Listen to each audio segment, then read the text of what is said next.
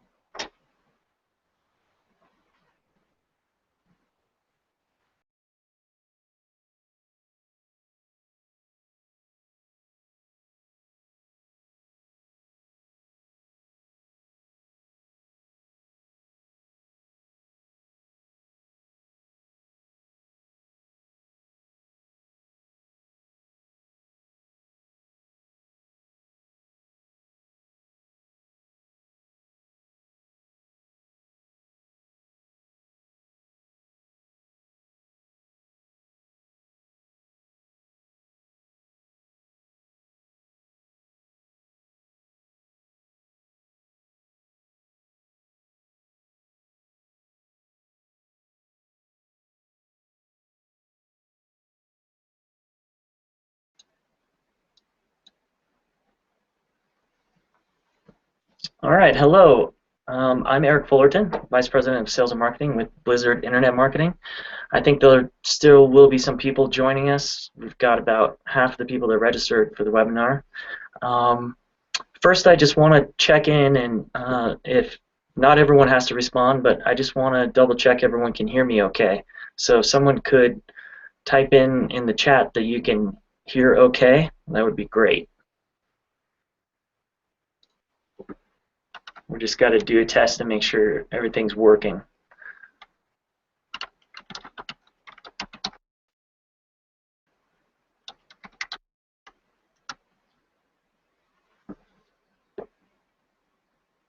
And there should be a chat window.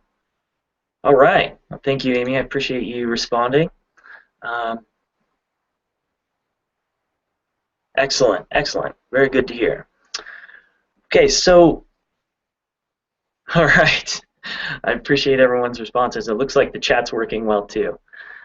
This is a good place in that chat window if you have a choice to be able to ask me a question at any time during the seminar. You can post it publicly. Sometimes if you post questions publicly, it prevents other people from duplicating a question, but if you also want to post it privately to me, I'll see that as well, and I will try and get to those questions as we go through the webinar itself. Right now, I'm broadcasting from Glenwood Springs, Colorado. Most of you are existing customers of Blizzard Internet Marketing, so thank you very much for taking time out of your day today to join us. I'm excited to be presenting to you today the top 5 online marketing tactics for high return on investment. And this is a precursor to a presentation I'll be doing next week in Denver, Colorado for the Destination Summit. And I thought I would test it out on you folks first and kind of see what questions came up in case I can modify it even further from what I've done. But essentially, I've taken the best of the best of many presentations I've done recently and kind of consolidated it down into one presentation into kind of a top 5. So this is a very current distilled list of things. We'll get very tactical in a couple areas, and we'll also do a couple more general broad scope things. So in the case where you want more information about a specific thing, feel free to post a question, or if you have an interest in getting more information about a specific area, most of these topical areas also have a white paper that I can send you to give you the real tactical outline of steps that you need to do in order to implement a few of these things. And I think I would just ask if you wanted a specific white paper on one of these areas, just let me know by sending me an email at eric@blizzardinternet.com, and I'll go ahead and get that over to you. or I know most of you work with some of our specialists and project managers as well, and they have access to this information also.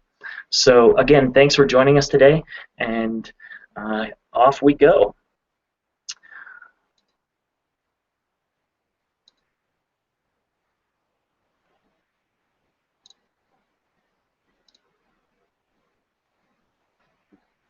Okay, so the top 5 things we will be talking about today, I assume everyone can now see my screen, are we're going to be looking at a few advanced SEO tactics that are definitely making a bigger impact in the way that people get to your website and help generate demand. We're also going to talk about Google Local, Google Plus, and Google Places, and kind of how your Google Plus profile and account for as a business really has an impact on not only the interaction that you have with your customers, but also what you can do to improve your rankings in Google for your website as well. And then we'll go into some of the new Facebook remarketing stuff. This is one of those places where I probably won't take as deep of a dive because there's a lot of technical stuff behind it, but certainly I can get into more specific things as we go.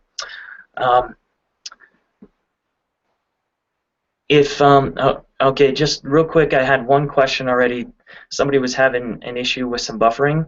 It could be the internet access, and you guys might want to test muting your microphones and also turning off your video. I think I disabled video by default for everyone, but if your video is displaying on your screen, you may want to click the button that's up in the center of the screen that shows a little video icon, and that will help with some of the internet access issues and prevent things from getting into a buffering state. So that should help you out a little bit there, Louise. So the last 2 things are we're gonna talk about are getting past like kind of the bots. The majority of web traffic out there is automated web traffic, meaning that it's non-human. And we're going to look at ways that we can improve our websites to not only improve conversions, but also make sure we're building them not for the general site traffic that Google Analytics has, but more for the users that are going to buy something from us. And last but not least, we're going to kind of bring all of this together by talking about automation and doing blogging, which is something that has started many years ago, but still several people haven't embraced this as a real important strategy. And your blog can also be leveraged to be able to help manage distributing and marketing your content online in an automated fashion. And we'll get into that a little more deeply as well.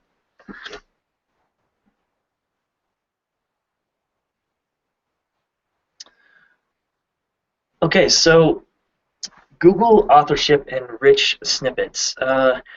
What we're talking about here is the schema.org semantic markup. And so when I say semantic markup, we're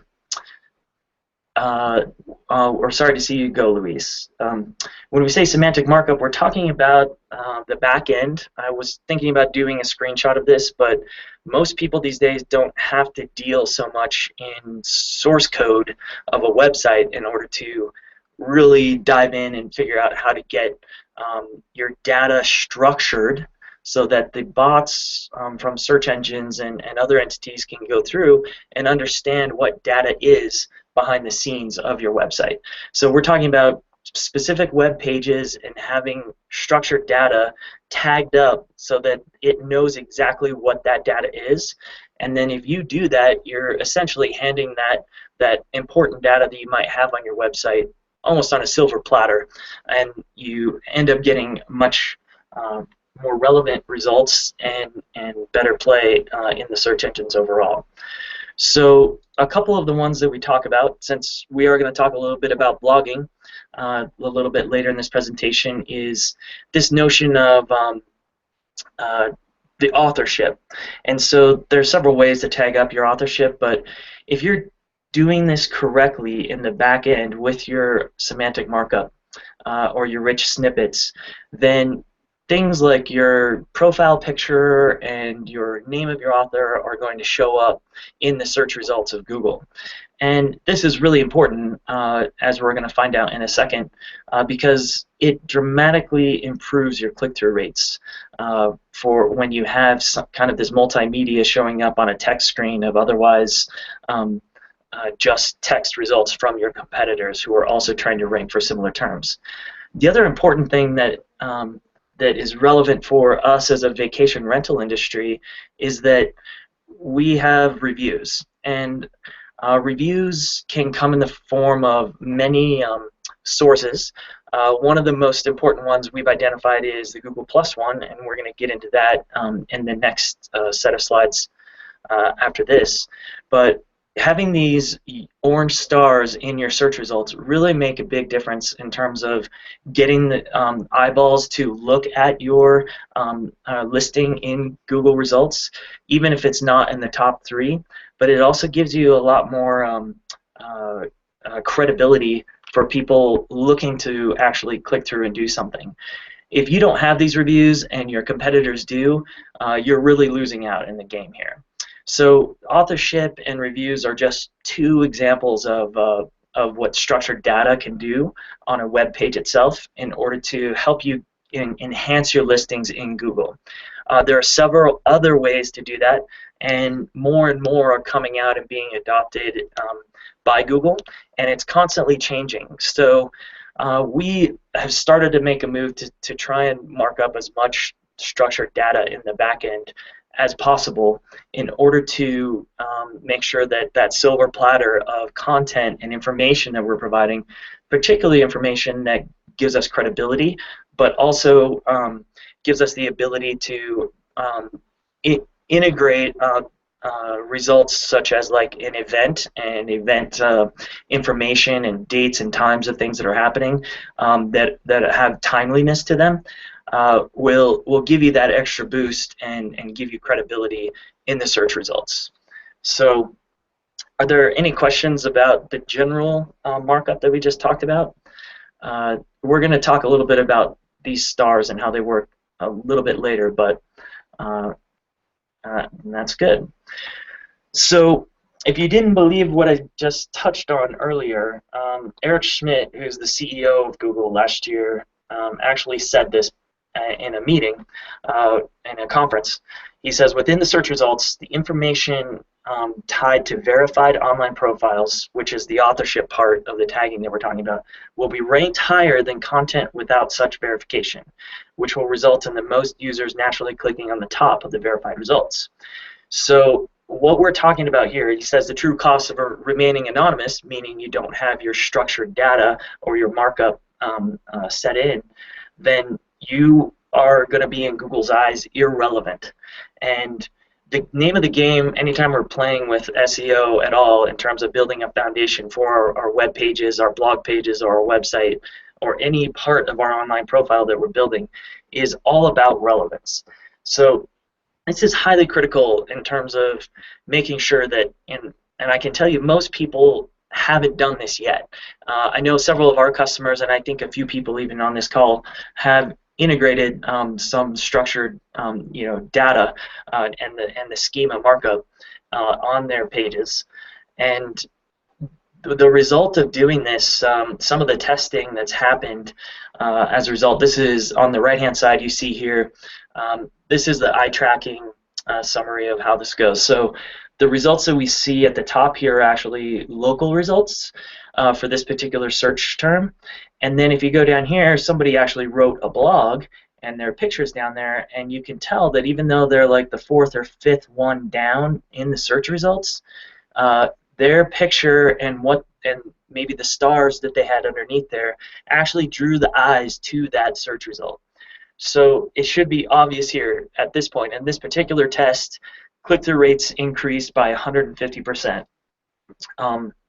And I want to make sure to clarify something about the importance of doing SEO correctly, is that it's not just about putting keyword phrases in your metadata. And meta tags are another form of structured data.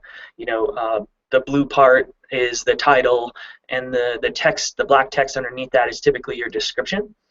And if you are enticing, we use that not only to add a keyword or a couple keyword phrases in, but we try and also talk to a user. And so that's just one step. What Google's enabling us to do is also put in our pictures and show credibility with how many people are following us on Google Plus, or how many circles we're in, or what our reviews are for the particular brand that's getting ranked in this. And all of those things contribute to higher click-through rates, which give us a much better chance of getting the person to click from the Google search results to our website.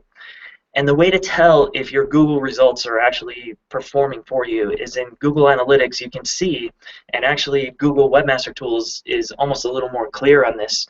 You can see the listing of the keyword phrases that people are searching for and coming to your site on. And if you're getting hundreds of thousands of impressions and you have an average ranking of 2 or 3, but you're getting a really tiny click-through rate, that means that your SEO probably needs to be relooked at, and or potentially your competitors have structured data in the back end of their website.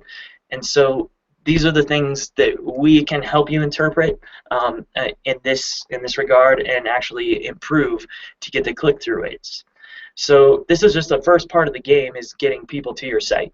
And the majority of this ROI presentation is talking about generating the demand, and generating the demand to your site is probably the biggest problem most websites now have in terms of just the general noise that's out there of data and information, and it's just becoming more and more competitive, particularly because of how social media sites have started to become more integrated with the way search results are displayed, and also how people consume information and where they're looking to get their information.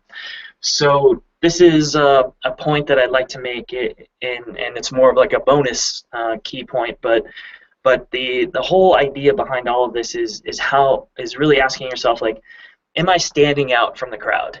Am I able to get like a better search engine result listing, or do I have multiple search engine result listings that enable users who are looking for something that I have to sell, or I'm solving some problem for something, and am I standing out? If you're standing out in these search results, you're going to be winning the game. So as I pointed out earlier, this top part was in the local results, and we're going to talk about that here shortly too. But the biggest thing is making sure this the author tags and your reviews are not only getting listed on Google or Google Plus, or at least on third-party channels, and then either fed up to your website and dealt with on your Google Plus profile. So any questions about how that works? So in terms of authorship, it's really easy to do this. We first maybe have to differentiate between your Google Plus account that you have for your business account, and also a personality or your personal Google Plus account. Because your Google Corporate Plus account is something where you're really showcasing the products and information that you have, and ideally building up an audience and getting a lot of traction from people who are searching for something that you might have, whether it's a vacation rental in a certain town or location, or so on. When you have that, and you are, for example, blogging, which I think is probably the best example, but you can do this with any content on your website. What you're really talking about here is having a personality or an author that has a sort of I guess you can call it like it's like a personal business Gmail account, and this is where your authorship cannot be identified. So not only are you personalizing your content with an actual photo of a person, but you're also really getting into building up your business Google Plus profile as well as your blogs and giving them more credibility. So you have to make sure that your Google Plus personal account has a photo in it, and that the bylines, typically a byline is that little square that's at the bottom of a blog post that kind of has a profile about the person, where it actually has the picture and it has the name and it tells a little bit about you and maybe has a link to your website. And And you just need to make sure that that byline at the bottom of every blog post, which is in the back end tagged up with authorship schema, really matches your Google Plus personal name. So we use a personality online here at Blizzard, and that's Marge Blizzard. And Marge doesn't technically exist because multiple experts and specialists that we have here in the company leverage that for many things that we do. But our personality, we have a separate Google Plus page for our business, but it's all tied back to that personal email address that is part of this. So if, for example, your email is not the same as the domain that you registered your Google Plus account under, all you have to do is make sure there's also a link to your Google Plus account, and then Google knows to go to your Google Plus account and pull that profile picture and can actually feed that up automatically for relevant blog posts that come up in the search engine results. So any questions about how that works? And this is certainly one of those things that if there's specific questions, because it can get a little tricky, and this touches on a point that we're going to make a little later about being consistent about the email address that you use across all of your social media channels and your authorship, because that authorship profile that you develop over time, as you produce more content and have more interactions with people in the world, is going to give you and your website more credibility in the end. So that's pretty much the crux of how we're doing like an authorship markup. So moving on, we're going to talk a little bit about Facebook remarketing. I was fortunate to meet a Facebook marketing manager who I kind of had a little bit of an exchange with in terms of, really how effective is this custom audiences, and I don't know if any of you have heard of the lookalike yet. And Facebook custom audiences, this is an opportunity for you to do one of two things. I think a lot of you do pay-per-click with us, or maybe you do it on your own. And it's very similar to Google's pay-per-click model, where you have a couple of different options where you can buy paid ads in Google search results or its display network and repurpose those ads across the internet universe. Facebook, they kind of have their own universe. If you're not aware, they have the largest and most engaged audience of all the social media networks. Gives you the ability to leverage what many people call like their big data, which is all of the information that Google or that Facebook has about a certain person and their likes and interests and the other people that they interact with. So they actually, in their algorithm, can very clearly see if you are able to get in front of a customer that has engaged with you to some extent. Then Facebook could also recommend a lookalike, which is what they call it, which is their friends and friends of friends and onward who may have a similar interest track and may be able to purchase or be interested in a certain campaign that you're looking at marketing to. So just generally how this works, and this is only one particular way that Facebook can be leveraged for this remarketing exercise.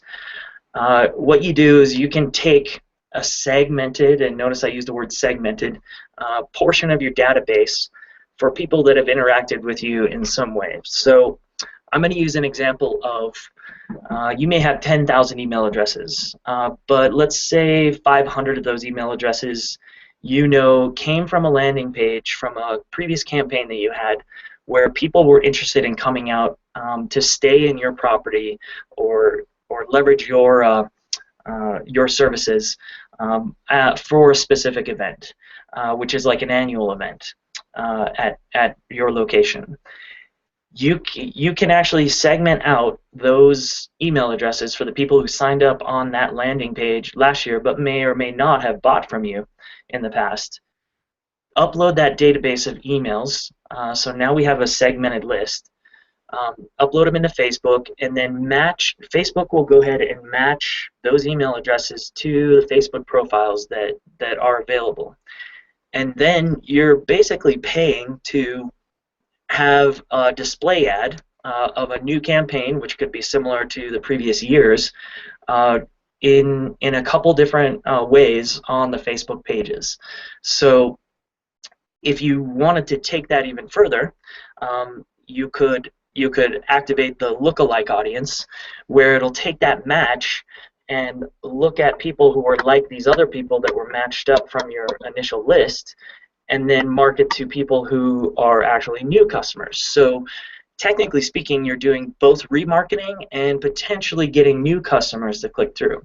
If your ad is obviously compelling enough to get more click-throughs, and it would ideally be pushed all the way through to a landing page that converts, then you are looking at growing your potential sales volume for a specific campaign. So all that effort you put into putting out a special or some kind of campaign to attract people to your destination will make a huge difference and actually give you a lot more ROI than for a smaller amount of money than many similar examples that we've seen with some of our pay-per-click campaigns. Now, the other caveat I have here is that the most successful Facebook custom audience campaigns that I've read about and also seen also are a part of a comprehensive campaign.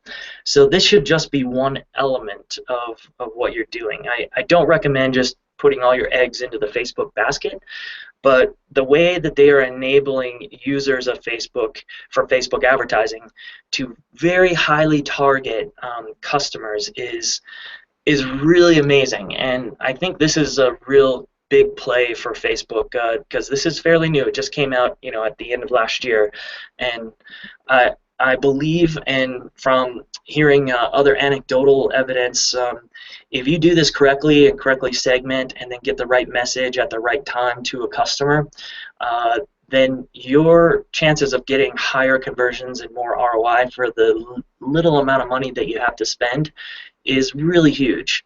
And I encourage you to do something like this. It's fairly simple to manage on your own, but if you want to do it correctly, I recommend speaking to one of our specialists, and we can both walk you through it and then help you with an initial campaign.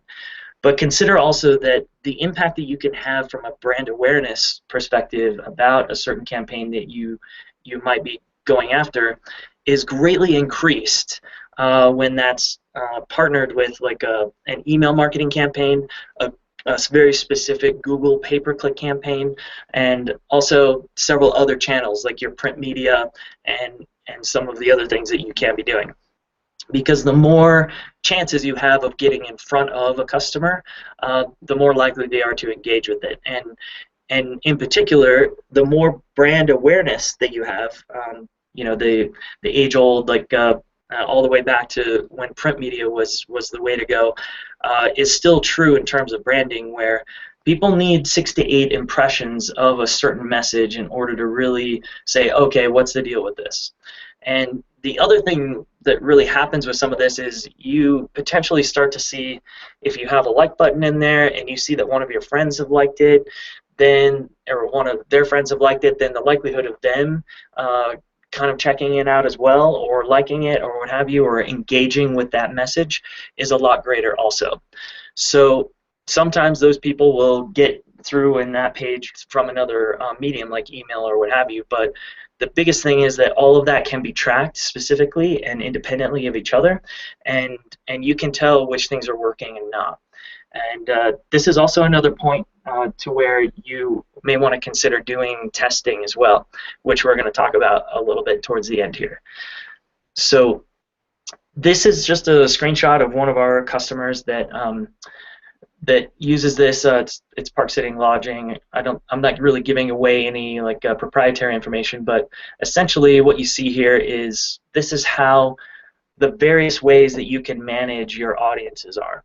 So you can create an audience based on an upload of an Excel file with people's email addresses. If you use MailChimp as an email provider, it'll actually sync with MailChimp to get to those email lists. As well, like you can create a list of people who have taken a specific action on your website. So as I mentioned in my example earlier, like if you gathered emails from a landing page that was created of a specific campaign, you can do a specific remarketing to that audience in particular. You can also do, create a list of people who have done something with a mobile app. So many of you know we partner with the Glad to Have You app. There's various ways you can leverage actions that were taken on that mobile app, like if they booked reservations at a certain restaurant through that app, or they went to a particular place or registered for something. You can download that information and market to them in the future as a result of that, which could increase the likelihood of them coming back in the future. And then the way to kind of take this on to the lookalike as well is you can, if your audience becomes too small because you segmented it too low, that's where the lookalike stuff really has a lot of value because it targets the people, as I said before, who are similar to someone in your custom audience list. So consider this, that this is a great way to help you reach people who are really similar in your current customers, so you can get more fans on your Facebook page. They can go off Facebook to make a purchase. You can have some kind of compelling offer, like some kind of coupon offer or what have you. And overall, through all of this, you're definitely creating brand awareness, which helps on a number of levels. So any questions kind of about that? Okay, good. And we do have some recent information regarding that as well. So one of the biggest things that is for us to really look at is why Google Plus is important. I can remember back in like 2004 when I had SEO and web clients, and I was strongly encouraging them to be on Facebook, and that was before Facebook had business pages. And people were skeptical of this was, and there still is some skepticism, and this still blows my mind that social media can be effective for generating sales. Facebook now, with this whole custom audiences thing, is the best way to generate sales for your brand using the Facebook channel. That's the bottom line, with a high return on investment. Google Plus has many facets to it, which can benefit both your ability to interact with customers who use that channel. It's also the fastest growing social media channel right now that's out there, and it doesn't look like it's slowing down too much. They are not quite as big, obviously. I think it's a little more than half as big as what Facebook is, but it also has a super high level of engagement. And I definitely think if you haven't done more with your Google Plus business page, or even personally, to just go in and play with it when you have time, like what most people do when they're sitting in front of the TV and looking at Facebook and doing that, switch back and forth between Facebook and Google Plus and really look at how people are engaging with that content. And I'm going to show you here real quick too how that's important from a consistency standpoint. So obviously you've set up your Facebook page. Ideally, your Facebook page and your other social media channels are all set up with a consistent email address, and we're going to talk about that in a little bit. But the consistency amongst having that whole profile established through one email address is really key, and it's one of the bigger challenges that we see customers that are new that come to us, is that they've set up a Facebook page with the owner's email address, and they've set up the Google Plus account with like the marketing person's email address, and then they have one general company address that does the Twitter stuff, and that really dilutes the potential effectiveness for all of this to really work in sync. So with Google Plus, we're also going to talk a little bit about local as well, and we're really kind of talking about how your Google Plus page has an impact on your website and how it ranks. This is a slide that actually talks about it's called the Spearman correlation, but it's really the what is the relationship between online activity or things that you do on your website, both on your website and off your website, in order to impact search rankings. Now, this stuff, obviously changes a lot, and it's something that us SEO people like to call the Google dance. When they do an algorithm update, all of these things could totally switch around and change up again. But for the most part, it's been consistent over the past couple years. The only major change is these ones that you see at the top here, where when you start looking at things like at the bottom of this slide is the position of the keyword in the title, which before that used to have a dramatic impact on how highly you would rank versus your competitors in Google. And now you can see that there are so many other factors involved in getting your page of content ranked in Google. So the highest correlation that they've been able to find, and we have specialists who've done actual tests on this with clients where they do campaigns just specifically by promoting specific blog posts through the Google Plus channels with a well-established Google Plus page, and this is where you really can get a major impact really fast with your content that you're putting out there. So I wanted to show this slide to show you that Google Plus is, in terms of search rankings, even though Google won't openly admit it, I've seen 3 different takes from Matt Cutts, is somebody that I follow pretty regularly in the Google world.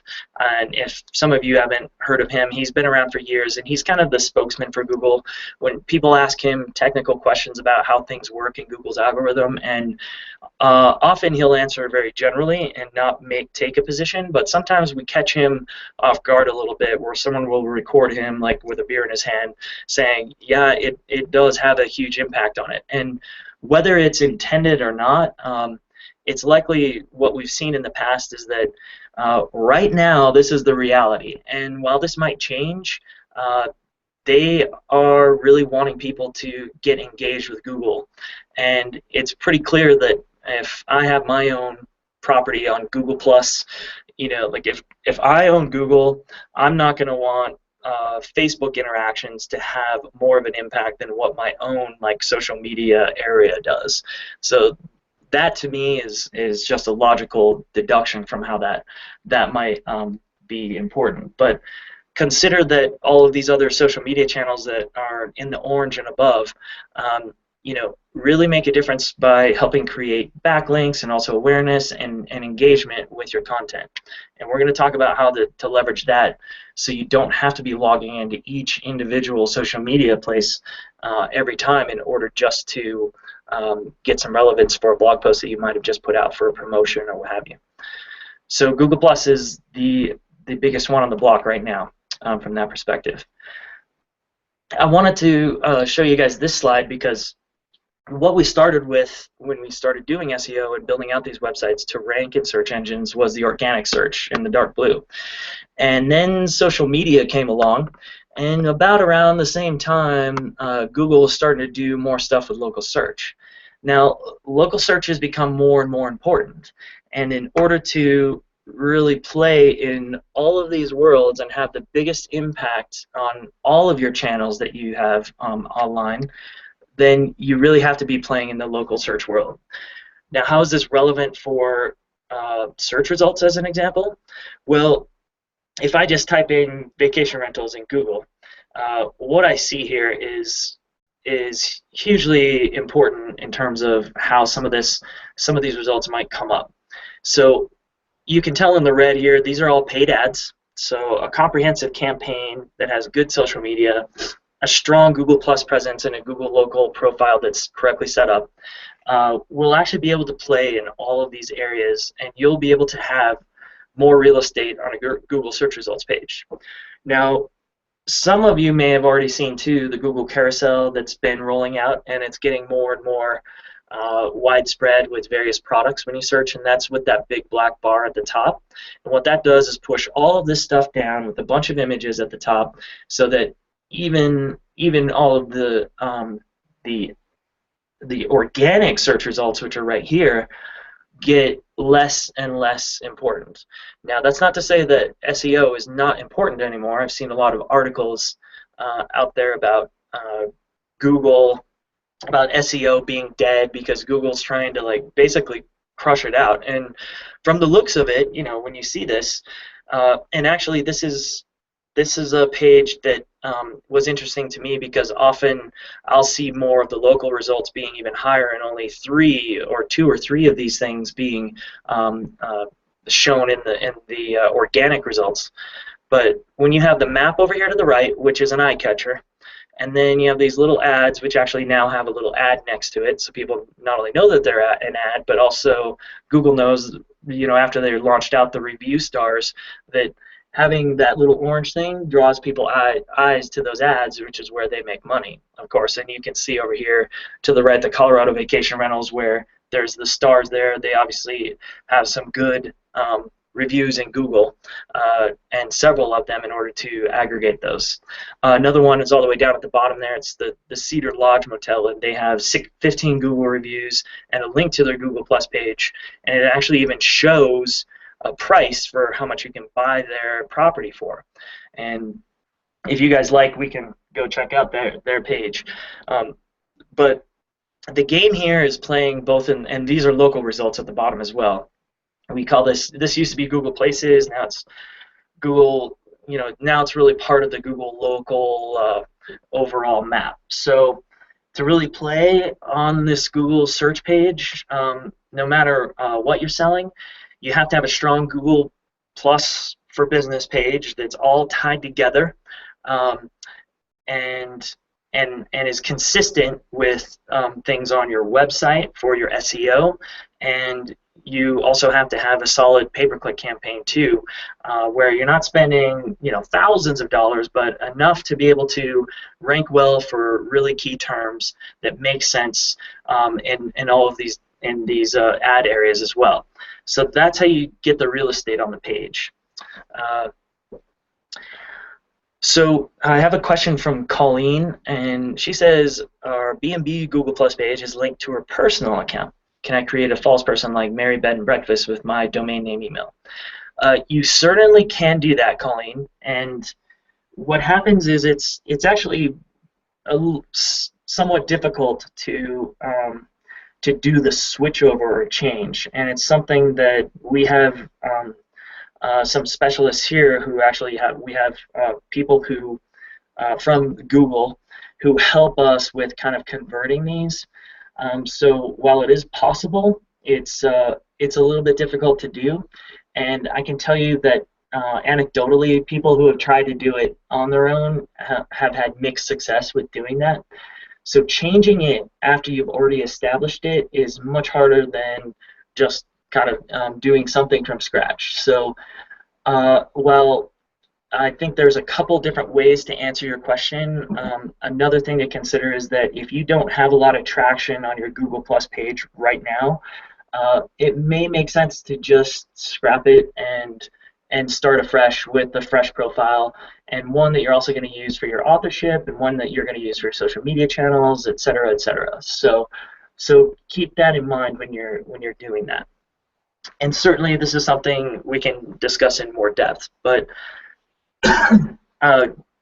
keep in mind also when you're connecting this, I know I've been talking a lot about our Google Plus for Business page, but this is also, you know, you go to maps.google.com and make sure we call it the NAP, which is the name, address, phone number, also has consistency. So while everything kind of almost centralizes at the email address that you use consistently amongst these channels, it also is a name, address, phone number, the one that you have in your footer of your website, the one that's actually your physical address that you register for with these profiles, and the one that gets distributed out to directories.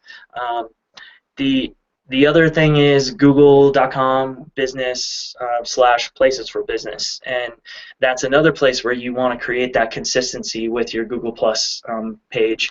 And then you want that all linked up with your YouTube account that is also registered with that address. And my personal choice on doing these things is to actually create a Gmail account that will do this. You don't have to have an email with your domain, although you can. Having a Gmail account gives you the ability to kind of create this pseudo persona that can be managed by multiple people. And let's say your marketing director or somebody who manages this account for you decides to leave, or even if the owner decides to sell the property that you have, like your bed and breakfast or what have you, then it's very easy for them to go in and change the password on that Google that Gmail account, and then change the passwords in all of those other areas that you've done it consistently across the board. And that way they don't have to start everything from scratch. And I personally believe that there is inherent value in having a well-established online presence through all these channels that can add to your business value as well, particularly if you can prove interactions and the amount of people that are following you and so on. So it makes your business much more marketable in that regard. So,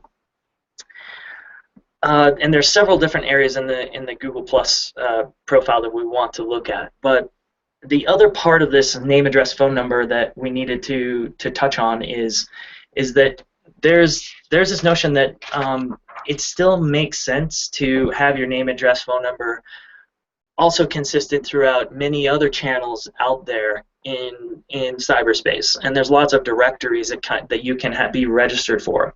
And there's also services that can help you submit to these directories to make sure you get it correctly submitted. And again, like having everything consistent is really key. You can use a website called whitespark.ca to be able to find out what the top citation sources are for a specific area that you live in. This one in particular is Denver, so Yelp is really, really important in Denver, as is the Yellow Pages, City Search, Super Pages, Dexnose, and Moz actually bought GetListed.org, who used to put out a lot of really good content in regards to seeing how the different directories would feed information to the various search engines and other important online portals.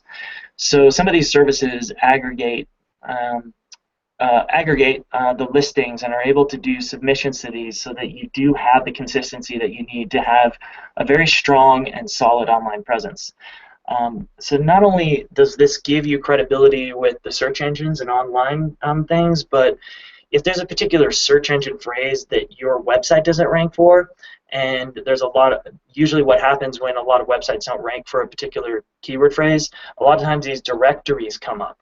And if you're listed in all these directories, it's very likely that that person might end up getting to your site as a result of that. So this is kind of helps with the infill of the other places you might be missing out on the search engines.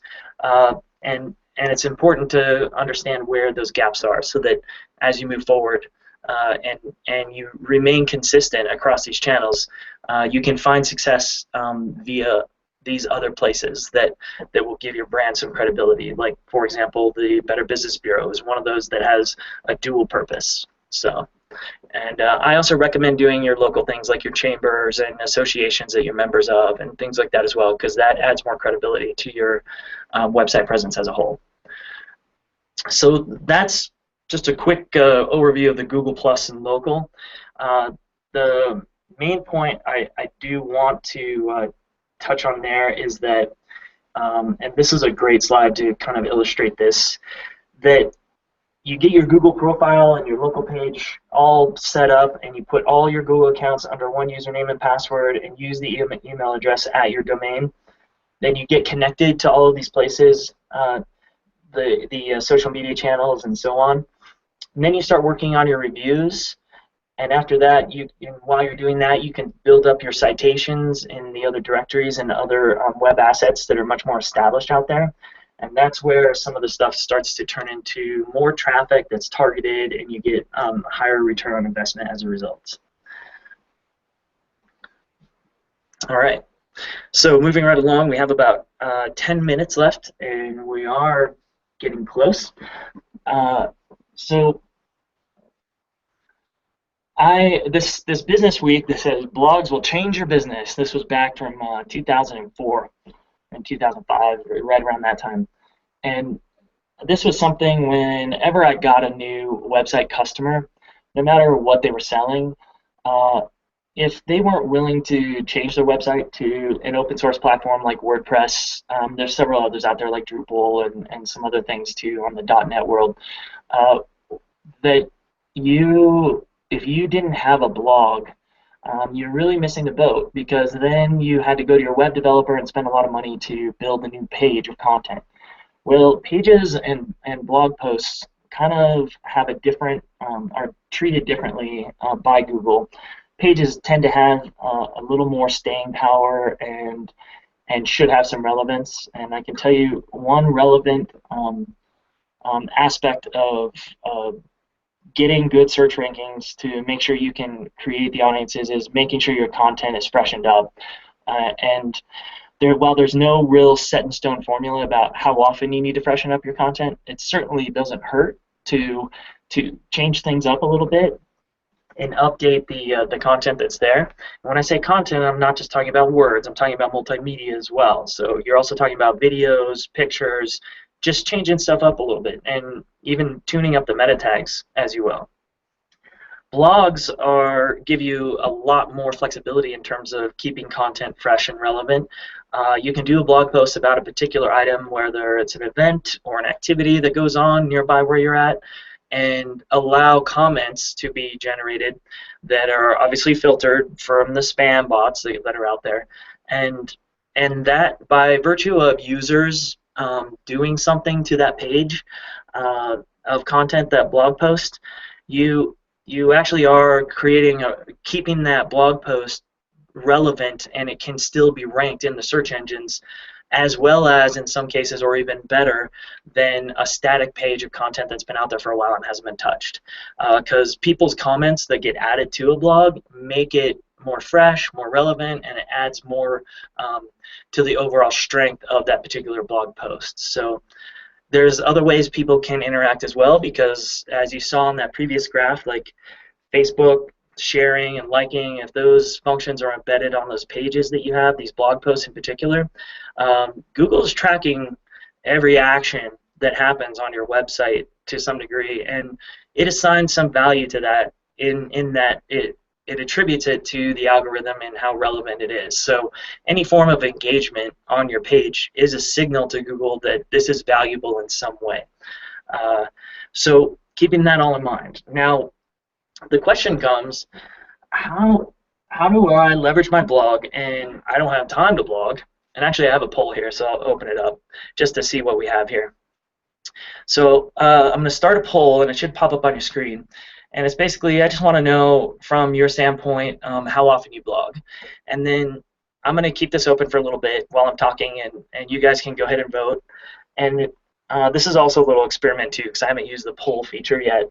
But the notion is that if you are blogging and you just put it out there, and maybe it's fed to your homepage, so you get that link because it gets crawled and so on, wouldn't it be more powerful if your blog could rank like immediately, and you could leverage that as part of a comprehensive campaign that you're doing, where literally it takes only moments to re-leverage stuff that you just put together for your email, and re-leverage pictures or a video that you might have, and technically the blog could be the funnel down into your conversion page, but it should also offer a lot of value to your customers as well in terms of what information you're doing.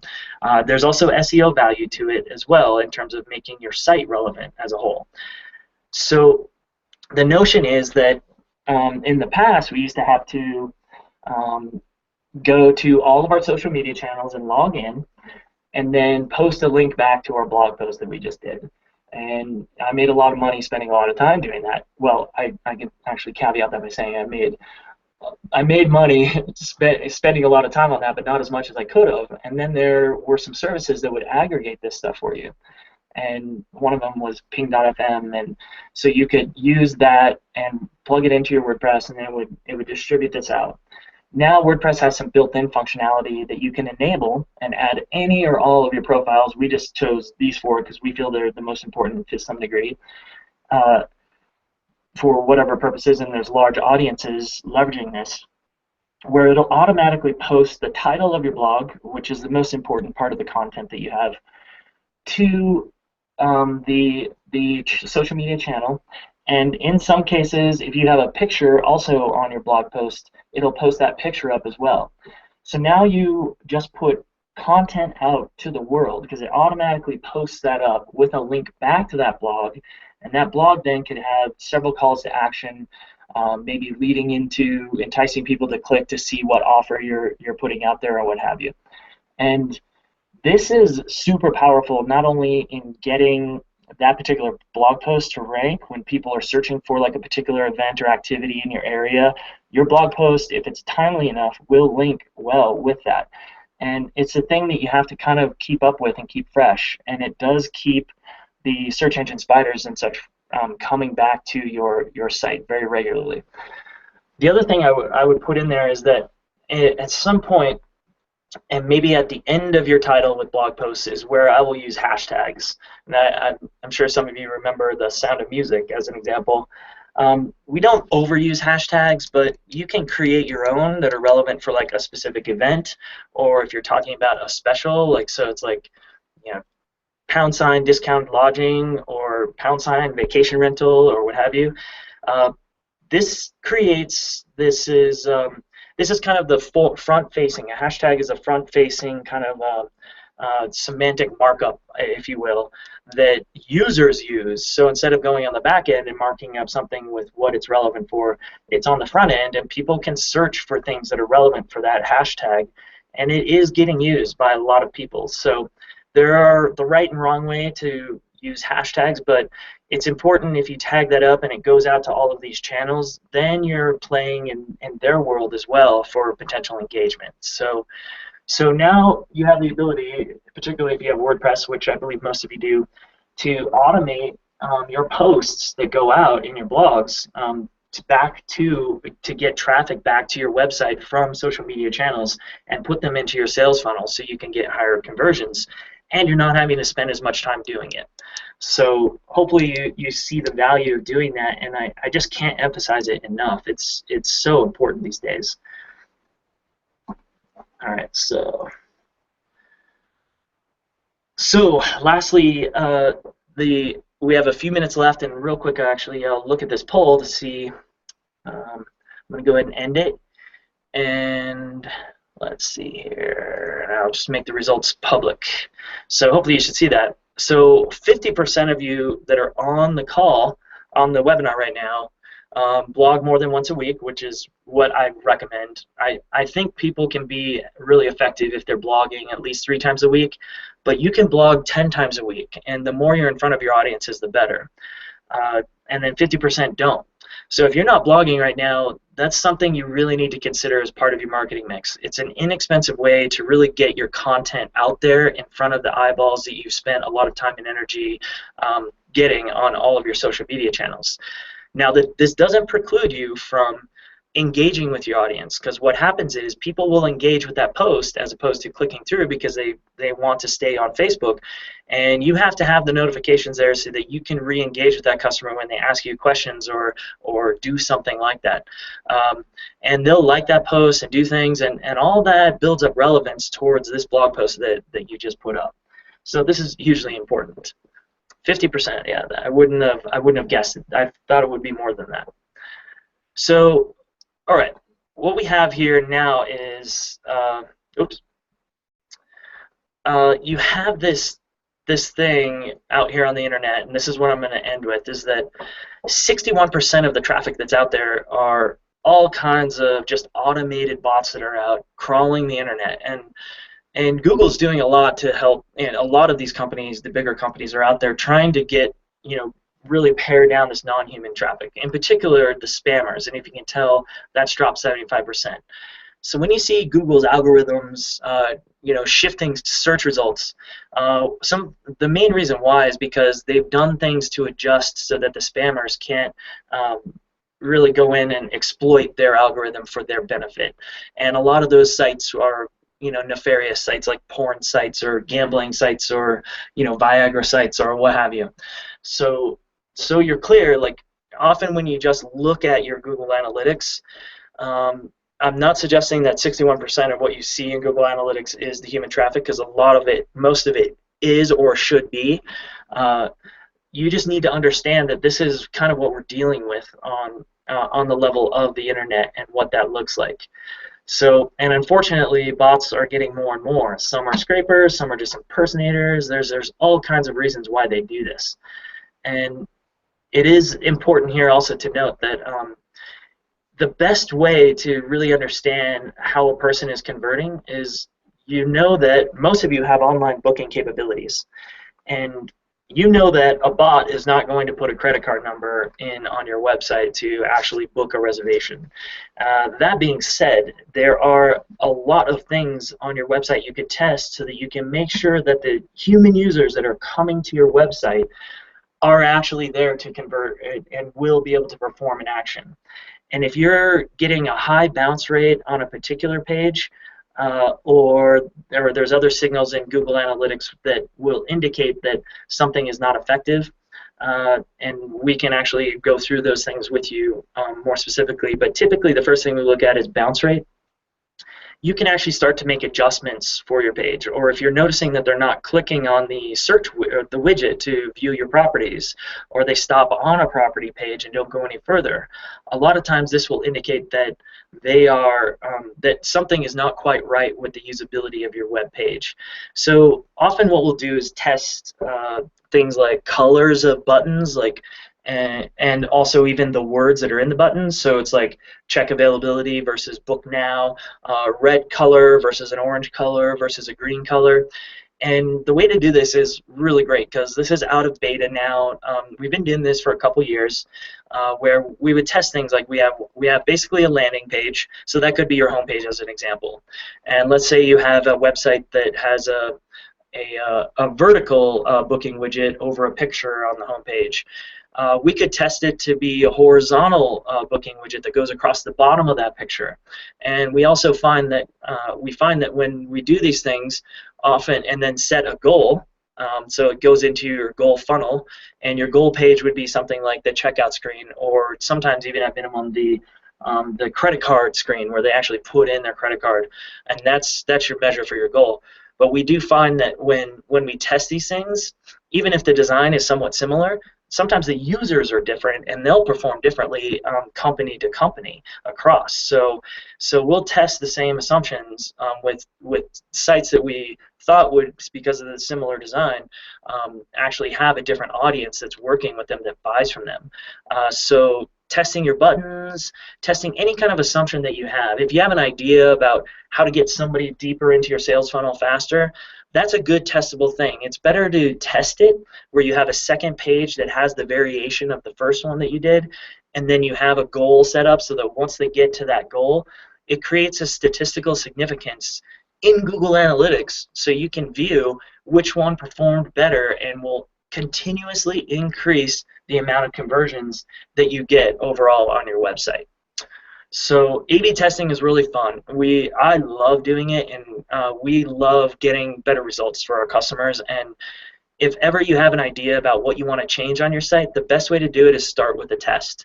And I encourage people to continuously test new things so that you're always evolving your site and its usability to improve it overall. Another thing you can test too is the level of engagement on various campaigns that you do. So you can have one campaign that sends out an email with one picture, or you send out one Facebook post with one picture and then another Facebook post with a second picture because you couldn't decide between the two. So testing doesn't just have to be on your website. It can also take the form of a different campaign in your Google Analytics, so you can continuously test how many people are engaging with that and actually doing more with it. So having said that, we've come to the end of our presentation, and I want to thank you all for joining us today. I hope you've gotten a lot out of it, and I know there aren't any questions right now currently posted, but I will say that if there are any follow-up questions that you have, again, my email address is eric@blizzardinternet.com. You can also call into the office and talk to me that way as well. I did enjoy having you with us today, and I'm certainly glad that I had an opportunity to speak with you all, and I hope you got a lot of value out of the presentation.